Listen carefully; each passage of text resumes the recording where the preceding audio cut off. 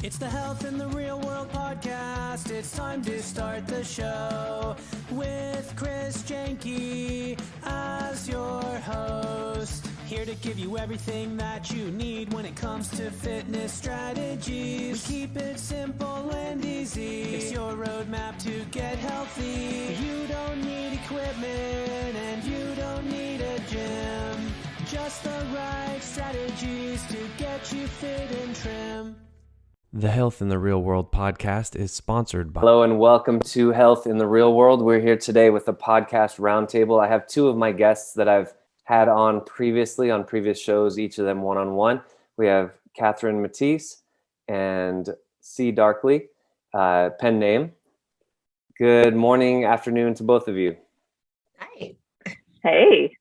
So we'll start with introductions first. Either one of you, whoever wants to start the introductions, and then we'll go from there. You go first. So kind. I was going to say the same thing. Right. So I am my name is C. Darkley. I am an author and a screenwriter. I write mostly young adult fiction. I write both science fiction, adventure stories, horror stories, and fantasy. And I do, one thing that I said on the previous podcast is most of my stories are kind of about finding yourself, discovering who you are, your authentic self, and being your fullest self. So there's a lot of that thematic, stuff running through my stories. And you have great hair. Thank you. Well, now I see why we're here together, because as you were talking at first, I'm like, I don't know why we're on this podcast together, but now I hear it. So I'm Catherine Matisse. I'm the founder and CEO of Civility Partners. And we are a consulting firm focused on building positive and thriving workforces. And a lot of what we do is helping organizations create psychological safety, creating respect. I got to this point doing this and finding my own authentic self. So I see why we're connected. Yeah, absolutely. Well, Catherine, how much of that, people feeling safe and the ability to be themselves at work, how much of that, like we hear about workplace bullying and everything, and Courtney, you're talking about like finding your authentic self. If each person as an individual took that upon themselves, how would that change the workplace environment? Like, wouldn't that be an amazing, mutually respectful and beneficial place to work if everyone sort of did that, right? Like mental, emotional health, personal growth. Yes. And it's up to the organization to create an environment where it feels safe to do that. And so, and we have a long way to go. If you think about Mad Men era kind of work, people probably weren't really themselves. And we've gotten more and more informal over time with the internet. And so we are making more room for our authentic selves, but then you have all sorts of diversity, and people have to be comfortable with all of that diversity in order for all of us to feel that we can be our true selves. So it's about creating room for vulnerability in the workplace. And that's just not where we're at. Organizations are focused on goals and objectives and KPIs and numbers. And in all of that, we have to make room for vulnerability. And we're still not there yet. Is there, for like the executive that is very KPI focused and very numbers driven, what's the argument that you give to that person for why this will actually help, right? Like including everybody, being open. I don't know. I always go back to the playground. Like as a kid, I was always the kid who was friends with everybody. And I didn't understand why there were the little cliques, like this group over here and then this group over here. And they were all talking about each other. And I know, as adults, it's not much different, right? And you see a lot of drama on TV and stuff, but it just seems to me like, and my goal of this podcast is to create that win-win situation. It's like, if you win, I win. If I win, you win. It seems like, I think we're headed in the right direction, but what do you guys think about, like you mentioned the Mad Men era? What do you think about, like, are we going the right direction? Where are we headed? I think so. I think just over time with the internet, we've gotten more informal. I'm in San Diego. I don't know about other parts of the country, but, San Diego, it's pretty common to be business casual or even in jeans.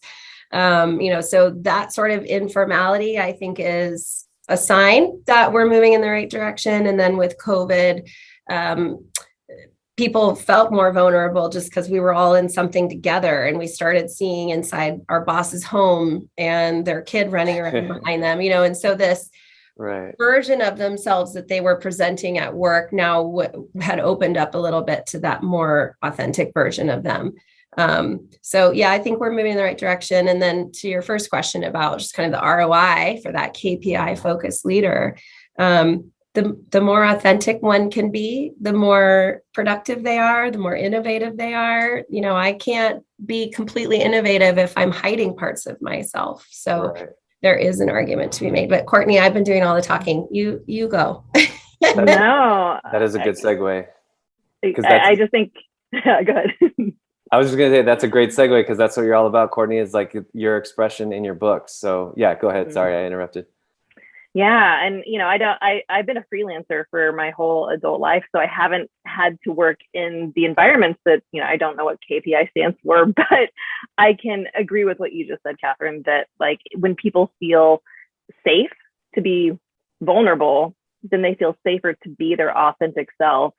The more creative more creativity they can bring to the table, which brings innovation within companies or within, your own entrepreneurial spaces or within friends or just meeting people.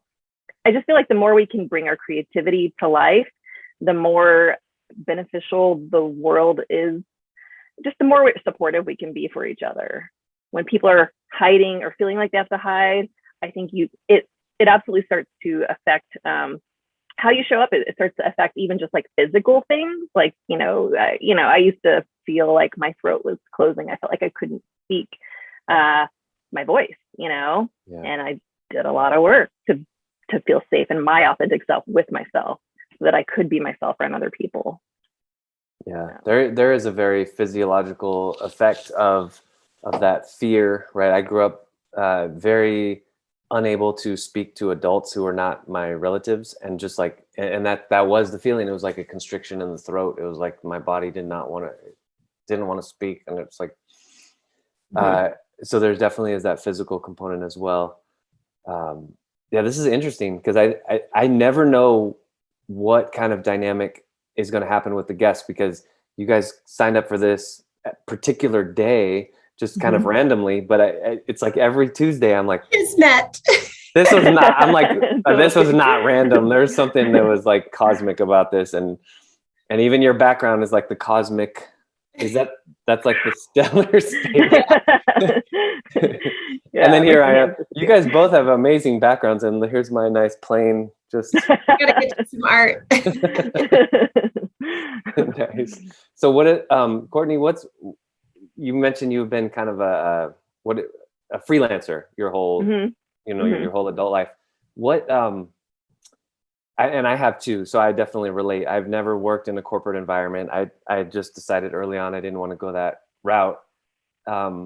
But it is hard. Like, Catherine, that work of art behind you, well, both of you, the work of arts behind you did not happen from somebody who felt cooped up and unexpressive, right? It's so, especially in this era of, we're doing like artificial intelligence, machine learning, all that stuff. There's a huge difference between the automaton, like, let's just get, put a rubber stamp on it, right? Like assembly line factory worker, versus tapping into who I am as a creative spirit and producing work that way. And I guess, riff on that if you guys like. Go ahead if you totally right. Well, I agree. I think, something that came to mind as you said that was the just empowerment and some of the generational divides. So my generation is the millennials, or the Gen X, and then I have a millennial team. And as a Gen Xer, we're very figure it out oriented, because we grew up with two parents working and we didn't have the internet. We had to figure out how to entertain ourselves. We were kind of latchkey kids growing up. And then you have the millennials who grew up with the internet and always having the answers available, and kind of the helicopter parent started happening. And so there's this, like, there isn't a rubber stamp anymore because of all these different generations. And it's not, I have the authority because I'm the boss anymore. That millennials don't stand for that. So it's, I don't know, that's kind of what was coming to mind as you were speaking. And that, then we're back to that authentic self, right? That in order for my team to say, Catherine, we need instructions from you a little bit differently, or I need to feel comfortable to ask you a question if you are just going to throw something at me and expect me to do it.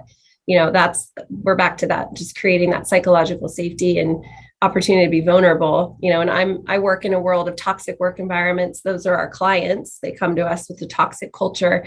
And so I think about how would my team be different if I was a toxic leader? They wouldn't ask me questions or feel free to share things with me. I might be a little too far on the vulnerable side. I'm pretty much just my super authentic self all the time. They know all sorts of things about me that probably most employees don't know about their bosses, but it's just because it's who I am. I have a small team. I love my team. They're like my best friends. But I don't know, that was some of what's coming to me. Is just that we have more opportunity to be innovative, but we do need authentic selves and space for that. Yeah. Being your authentic self, either one of you, have you ever felt like it's gone too far? Like Courtney in your books at all? Like, have you felt like, oh, I shouldn't have shared that? Or Catherine, have you ever felt that, either one of you?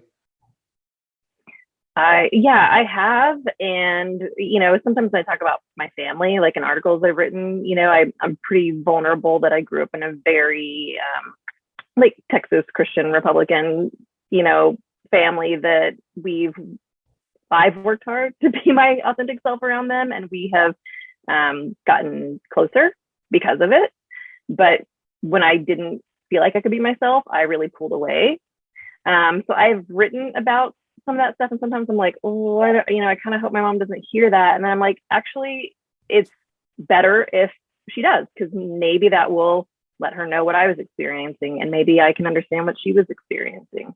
I think like what you were saying, Catherine, about being too vulnerable, like I'm not sure you can be it. I mean, I know that there's like, you want to be as vulnerable as possible in a safe environment and bring that safety within yourself. But it's like, I feel like what you see so much in the news about this person got fired because they did this thing, I'm like, well, if you're hiding your life and then you're trying to live up to some standard that you think you have to be in order to be around other people, then yeah, all kinds of things are gonna come out like sideways, like I just think the more you can be yourself, the more you can be vulnerable, the more people can know you, just the better space around you. Yeah.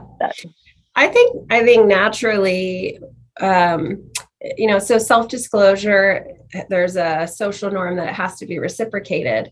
And so we can end up in a place of regret, or like, ooh, like you were saying, Courtney, I shared something and now I'm vulnerable, and it makes you uncomfortable because you've put a piece of yourself out there.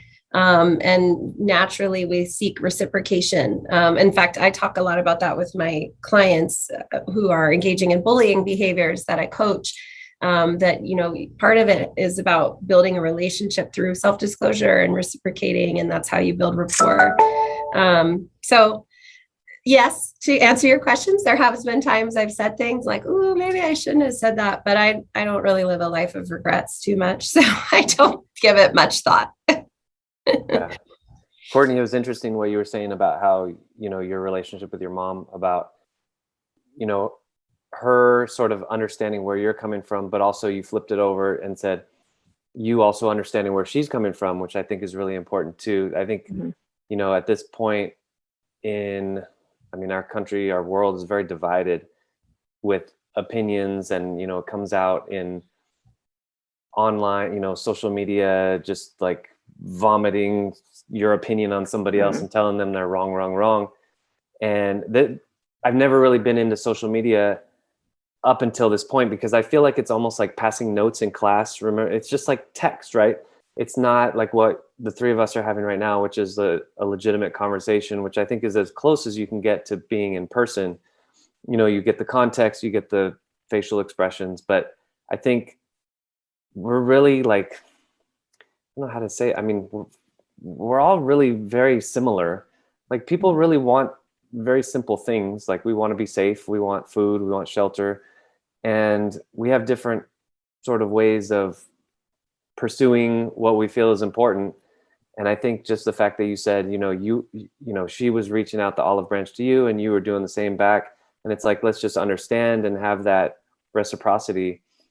I think that can go a long way. And obviously it's easier with your mom than with like some random stranger on the internet, but it gets harder for me.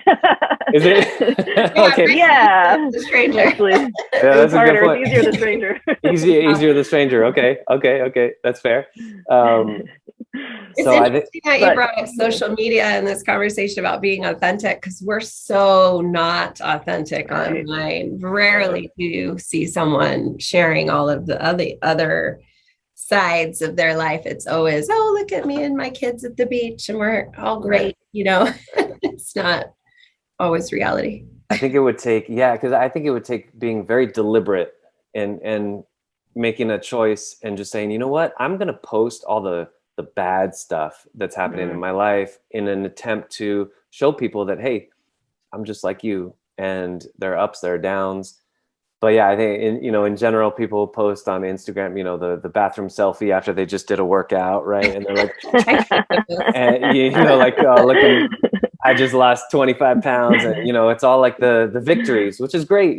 People want to feel that sense of accomplishment, and they want to be encouraged. But at the same time, it does sort of give us like a warped view of reality that I've heard it called toxic positivity, and like you can't feel bad anymore, right?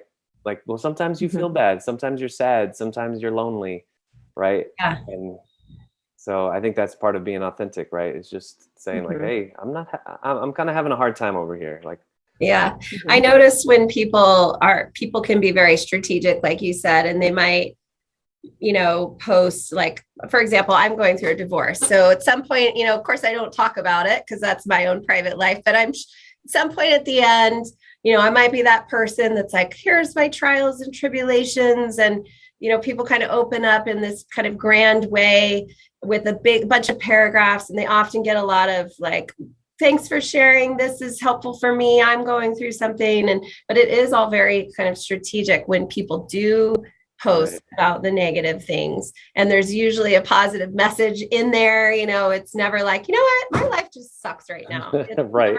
Not really that.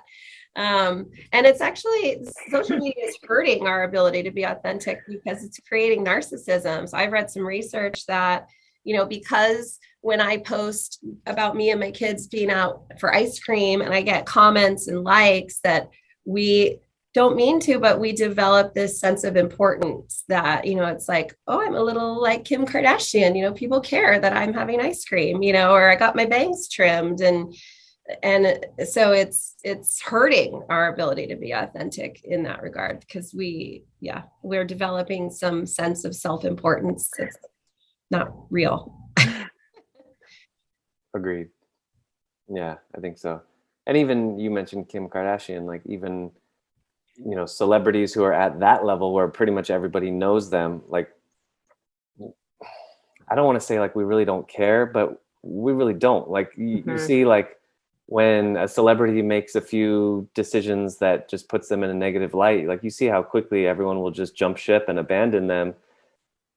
It's not that, I don't know what that is. I don't know what it is, but it's like called the tall poppy syndrome. We love to watch people fall. Right. And, that's what happens. So yeah. Unless it's like your friend or your brother or sister, and then it's like, yeah, well, maybe even then you want to watch your sibling go down. Okay, Chris, a little too authentic there. Right. Keep that to yourself.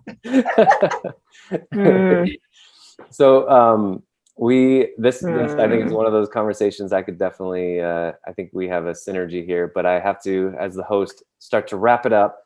So I want to give each of you a chance to give your talk, your big picture conclusion talk.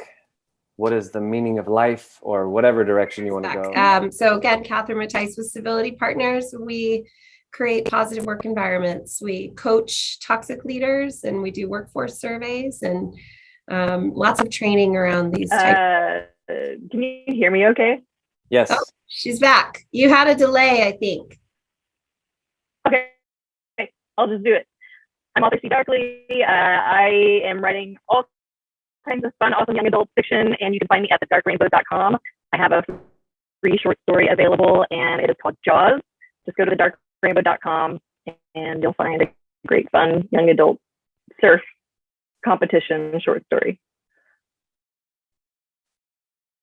Nice. Awesome. Well, thank you so much to both of you for joining me today on Health in the Real World. Really appreciate the conversation. I think this is an important one to have. And, definitely the foundation of overall health. No, you're good. You're good. Thank you both. Thank you. Thanks for listening to the Health in the Real World show. Make sure to like and subscribe and comment down below. Visit mycorebalance.com to learn more.